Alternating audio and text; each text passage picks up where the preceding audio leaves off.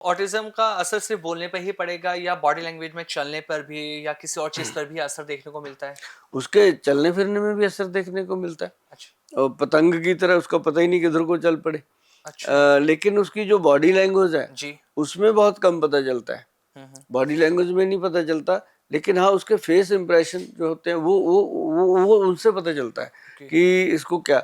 हुँ, उसकी आंखों का वैसे तो इस तरह के बच्चे जल्दी जल्दी किसी से आंख ही नहीं मिलाते। जी, एक ये जरूरी मैं आपको बता दूं ओके। कि वो बच्चा हमेशा इधर उधर देख के बात हाँ, करेगा, हाँ। आप बुलाते रहो ऐसे ऐसे हुँ, करता रहेगा। हुँ, बिल्कुल उसका सही। अपना ही एक अंदाज होता जी, है, जी, उसको जी। कोई चीज को पकड़ के ऐसे हाँ, छीलता हाँ, हाँ। रहेगा।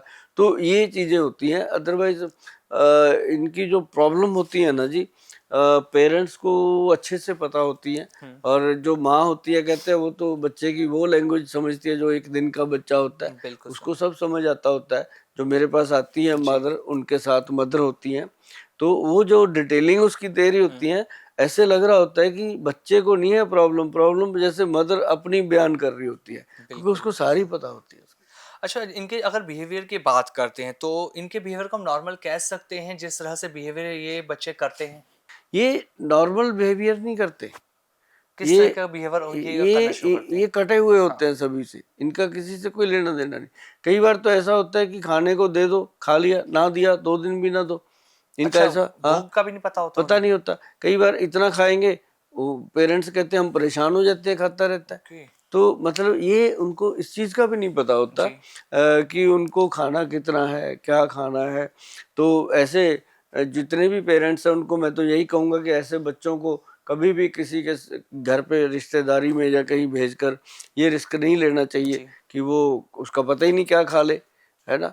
तो इस तरह से हमने जो देखा मेरे पास अभी मेरे ख्याल से कि टोटल जो 3 साल में केस आए हैं, उनको अगर मैं बोलूँ कि 300 350 के करीब केस आए होंगे, जी। जो मतलब काफ़ी हद तक सरवाइव कर रहे हैं।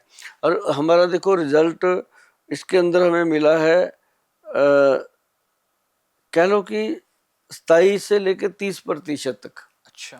रिजल्ट, जी। उससे ज़्यादा नहीं। हुँ। और उसी में पेरेंट्स इतने खुश हैं, रो पड़ते हैं आके कितना कि बदलाव आया वो सब जो पेशेंट आपके पास आए अपने बच्चों को लेकर, हम्म। उसके बाद जब आपने उनका ट्रीटमेंट करना शुरू किया, तो कितना बदलाव आया पेरेंट्स को अपने बच्चों में देखने को मिलता है? हमने जो ट्रीटमेंट दिया वो तो हाँ। बहुत कम था, माइनर था। अच्छा। लेकिन हमने उनके लाइफस्टाइल, हाँ। उनकी जो थेरेपीज थी, हाँ। उनकी मदर को समझाई। जी। मदर उनको वैसे ही करवाती थी। हाँ। मैं कहा आप किसी के पास लेके जाओगे, हुँ। रोज का 1000 रुपया 1500 रुपया थेरेपी का लगता है, जी। कहाँ से आदमी अफोर्ड करेगा। बिल्कुल सर तो बात है। हम उनकी मदर को ट्रेनिंग दे देते हुँ, थे, हुँ।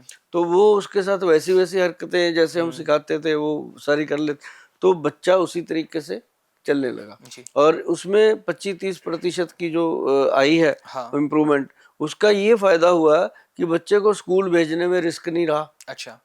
और बच्चा अब नॉर्मल भी नहीं रहा, जी। और वो नॉर्मल भी नहीं तो अब नॉर्मल भी नहीं था। हाँ, हाँ। तो वो मैच हो रहा था बच्चों जी। से।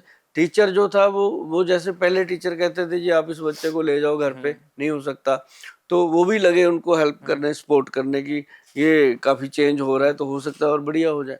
तो जी। ये करके ना इतना फ़ायदा हुआ कि वो पेरेंट्स को एक बर्डन जो था दिमाग पे हुँ। वो कम हुआ। उनको लगा कि अब समय के साथ साथ ये बच्चा पूरी तरह ठीक हो सकता है। जी। बच्चा क्या, मेरे पास उसमें 36 साल की उम्र तक के लोग भी आए हैं, जिनकी इस एज 36 तक 36 तक भी हो पेशेंट चुकी हैं थी। इस हाँ, एज के? जिनकी मदर उनको हाँ। टॉयलेट बाथरूम तक उसका वॉश करना मदर जी। ने, और कपड़े मदर ने उसके चेंज करने, हाँ।